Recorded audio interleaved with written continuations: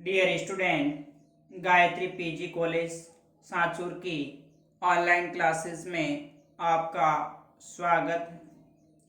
आज हम BSc BEd part first inorganic chemistry में टॉपिक है टेस्ट ऑफ बेसिक रेडिकल्स यानी क्षारीय मूलकों का परीक्षण। अभी तक हमने एसिडिक रेडिकल्स जो अम्लीय मूलकों का परीक्षण और इंटरफेरिंग जो एसिडिक रेडिकल्स से बाधक अम्लीय मूलक उनका परीक्षण, इंटरफेरिंग जो रेडिकल्स से बाधक मूलक के उनका रिमूवल टेस्ट, निष्कासन की विधि और कुछ स्पेशली जो एसिडिक रेडिकल्स का जो कॉम्बिनेशन होता है उनका टेस्ट किस तरह से किया जाता है इसके बारे में डिस्कस किया है। अब हम जो बेसिक रेडिकल्स होते हैं यानी जो धनायन होते हैं उनका परीक्षण किस तरह से किया जाता है तो उसके बारे में आज डिस्कस करेंगे। देखिए, जो क्षारीय मूलक होते हैं उन क्षारीय मूलकों के परीक्षण के लिए सबसे पहले ओरिजिनल सॉल्यूशन यानी मूल विलयन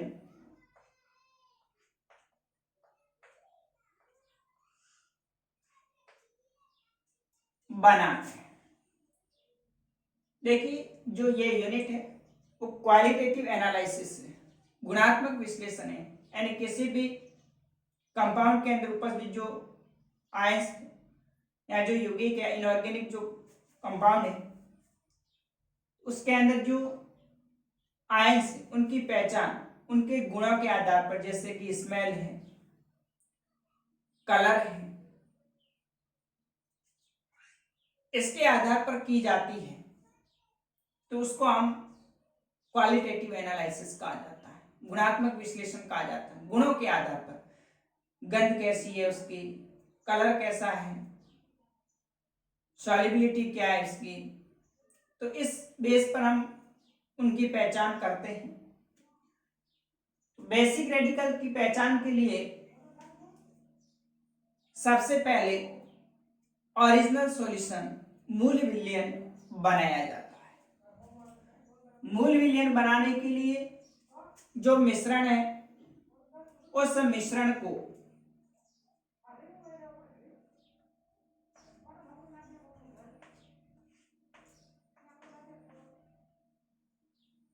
अलग अलग विलाय के अंदर डिजॉल्व करते हैं। विलायक में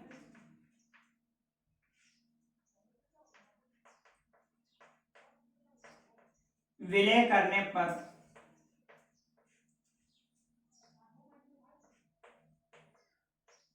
पारदर्शी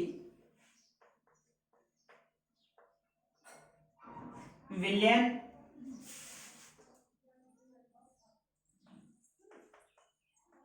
प्राप्त होता है। इसे मूल विलयन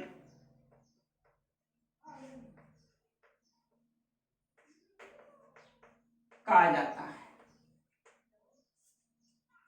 यानी जो मिक्सर है उस मिक्सर को लेकर के उपयुक्त सॉल्वेंट के अंदर डिजॉल्व करते हैं और वो पूर्ण रूप से उसके अंदर घुल जाता है, पारदर्शी होता है बिल्कुल। तो इस प्रकार का जो विलयन होता है उसको हम मूल विलयन कहा जाता है। तो मूल विलयन के लिए सबसे पहले मिक्सर को जल के अंदर विलय करते हैं, वाटर के अंदर। थोड़ा सा मिक्सर लेकर के उसको हम वाटर लेकर के, आशुद्ध जल लेकर के डिजॉल्व करेंगे। जब मिक्सर पूर्ण रूप से घुल जाता है तो उसका मूल विलयन कहलाता है। यदि ठंडे जल में अविलय है तो थोड़ा सा उसको गर्म करते हैं और गर्म करने के बाद में देखते हैं कि अगर वो घुल जाता है तो फिर मूल विलयन हो जाएगा। अगर ठंडे जल में और गर्म जल में नहीं घुलता है तो दूसरा सॉल्वेंट डाइल्यूट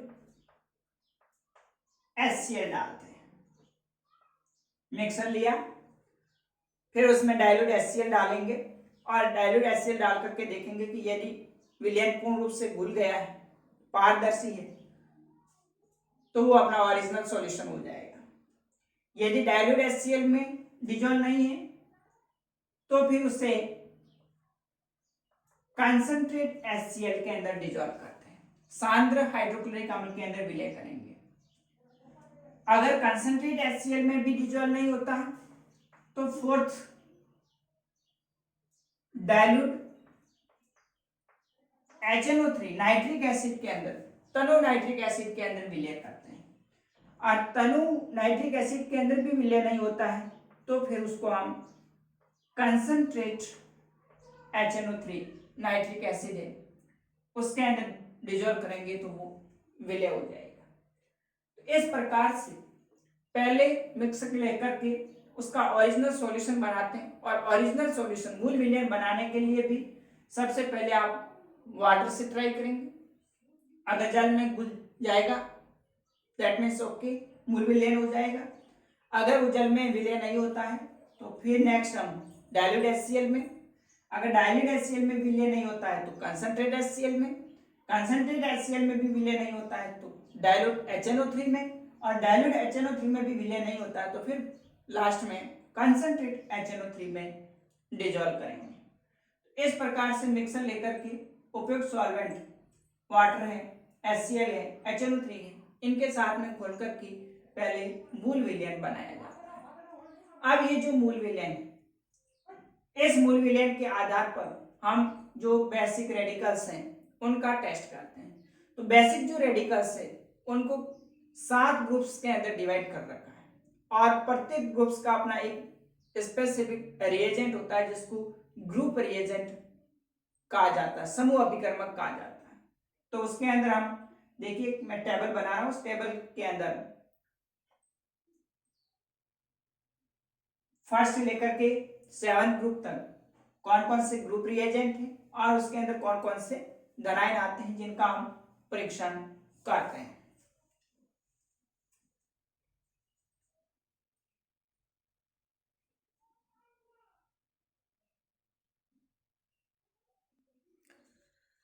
देखिए, जो बेसिक रेडिकल्स है उस बेसिक रेडिकल्स की टेबल्स, ये सवाल एक बार एग्जाम में डायरेक्ट पूछा गया था कि सारी जो मूलक है उनके अंदर कौन कौन से बेसिक रेडिकल्स और उनका ग्रुप रिएजेंट और फॉर्मूला ऑफ प्रिसिपिटेशन यानी जो अवक्षेपण का सूत्र है वो लिखिए। तो ये बड़ा क्वेश्चन पूछा गया था, सिर्फ आपको इस टेबल के आधार पर समझाना था कि जो बेसिक रेडिकल्स है उसको 7 ग्रुप के अंदर डिवाइड कर रखा है। तो देखिए, फर्स्ट जो ग्रुप है उसके अंदर Pb+2, Ag+, Hg2+2, ये 3 बेसिक रेडिकल्स आते हैं, लेड है, सिल्वर है और मर्करी आयन है। इसका जो ग्रुप रिएजेंट होता है वो डाइल्यूट HCl है। पहले जो हमने मूल विलयन बनाया वाटर के अंदर, उस मूल विलयन के अंदर सबसे पहले हम डाइल्यूट HCl डालेंगे। अगर डाइल्यूट HCl डालने के बाद सपोज मिक्सर में प्रथम समूह का कोई भी आयन जैसे Pb+2 है, Ag+ है या फिर Hg2+ है उपस्थित है, तो डाइल्यूट HCl की उपस्थिति में अभिक्रिया करके लेड होता है वो लेड क्लोराइड PbCl2 के रूप में, Ag+ होगा वो AgCl के रूप में, और Hg2+2 होगा वो मर्क्यूरियस क्लोराइड Hg2Cl2 के रूप में अवक्षेपित हो जाएगा। तो प्रथम समूह के जो समूह अभिकर्मक है वो तनु HCl है, और तनु HCl की उपस्थिति में Pb+2, Ag+, Hg2+2 का जो प्रिसिपिटेशन होता है वो लेड क्लोराइड, सिल्वर क्लोराइड और मर्क्यूरियस क्लोराइड के रूप में होता है। दूसरा है सेकंड ग्रुप। सेकंड ग्रुप के अंदर इसको दो भागों में डिवाइड कर रखा है, एक सेकंड ए होता है, दूसरा सेकंड बी होता है।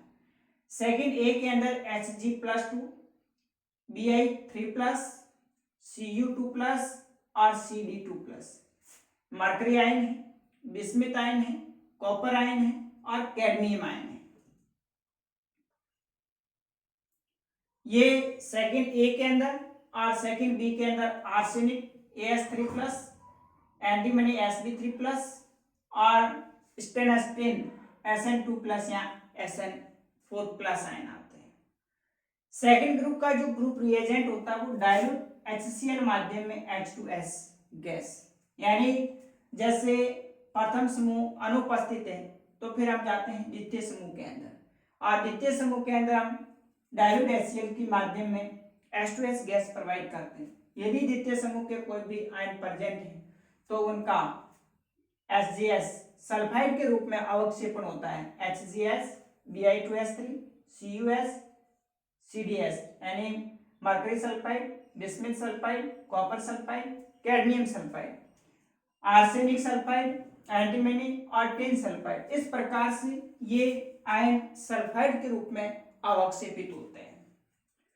फिर नेक्स्ट है थर्ड ग्रुप। थर्ड ग्रुप के अंदर Al3+, Fe3+ और Cr3+, एल्यूमिनियम, आयरन और क्रोमियम आयन होता है। इनका जो ग्रुप रिएजेंट होता है, समूह अभिकर्मक होता है, वो NH4Cl की उपस्थिति में NH4OH। अगर प्रथम समूह अनुपस्थित है, द्वितीय समूह अनुपस्थित है, तो फिर हम आगे तृतीय समूह का परीक्षण करते हैं। तो तृतीय समूह के परीक्षण के लिए पहले जो H2S गैस हमने द्वितीय समूह में प्रोवाइड की थी उसको उबाल करके निष्कासित कर लेंगे। उसके बाद में NH4Cl की उपस्थिति में NH4OH डालेंगे, अमोनियम क्लोराइड की उपस्थिति में अमोनियम हाइड्रोक्साइड डालते हैं। तो यदि थर्ड ग्रुप प्रेजेंट है तो उनका अवक्षेपण एल्यूमिनियम हाइड्रोक्साइड के रूप में, Fe है तो फेरिक हाइड्रोक्साइड के रूप में, और क्रोमियम है तो क्रोमियम हाइड्रोक्साइड के रूप में अवक्षेपित होंगे। अगर थर्ड ग्रुप एब्सेंट है तो फिर आगे हम फोर्थ ग्रुप के अंदर जाते हैं, और फोर्थ ग्रुप के अंदर जिंक Zn2+, मैग्नीज Mn2+, निकल Ni2+ और कोबाल्ट CO2+, ये फोर्थ ग्रुप के बेसिक रेडिकल्स हैं जो NH3 युक्त माध्यम में H2S गैस प्रोवाइड करेंगे। तो इनका जो फोर्थ ग्रुप का ग्रुप रिएजेंट है वो अमोनिया युक्त मीडियम के अंदर H2S गैस प्रोवाइड करेंगे। अगर ये फोर्थ ग्रुप प्रेजेंट है तो ये H2S गैस के साथ सल्फाइड के रूप में जिंक सल्फाइड, मैग्नीज सल्फाइड, निकल सल्फाइड और कोबाल्ट सल्फाइड के रूप में अवक्षेपित होंगे।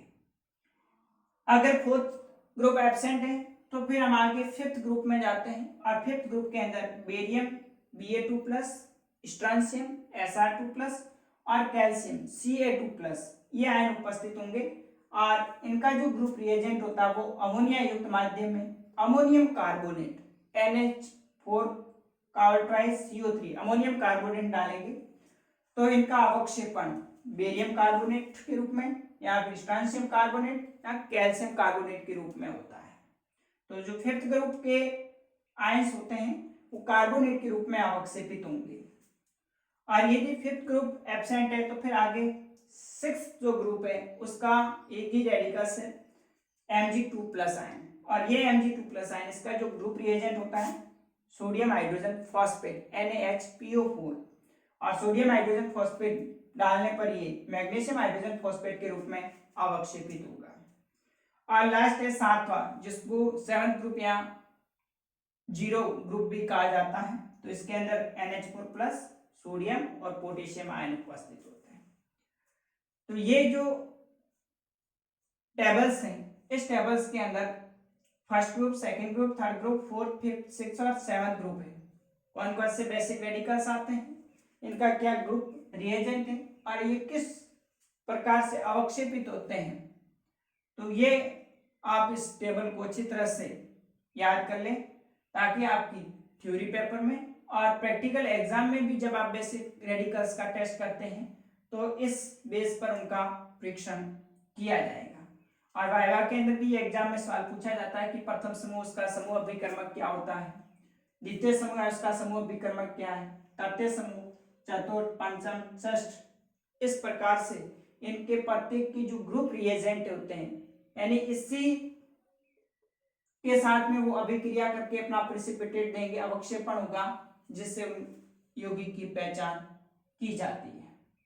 यानी उस जो रेडिकल से बेसिक रेडिकल उनकी हम पहचान करेंगे।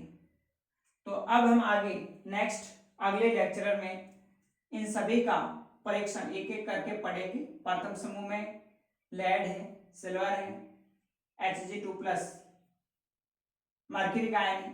तो इन सभी का परीक्षण और इसकी जो केमिकल रिएक्शंस हैं वो आगे नेक्स्ट अगले वीडियोज में डिस्कस करेंगे।